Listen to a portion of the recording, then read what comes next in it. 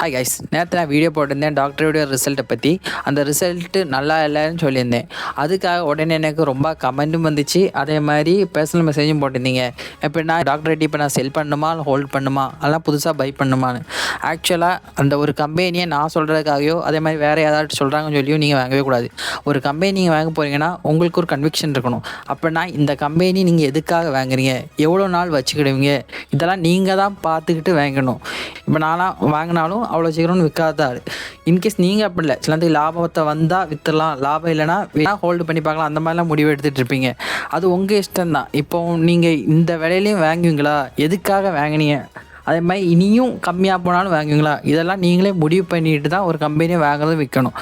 அதே மாதிரி இப்போ ஆல்ரெடி சொல்லுவாங்க, எப்படின்னா நீங்கள் ஒரு கம்பெனியை வாங்குறதுக்கு முன்னாடி ஒரு பேப்பரில் எழுதி பார்க்கணும், எதுக்காக இந்த கம்பெனியை வாங்குறீங்க. 3 ரீசன் உங்களால் எழுத முடிஞ்சுன்னா அந்த கம்பெனியை வாங்க, இல்லைனா வாங்காதுங்க, அவ்வளோதான்.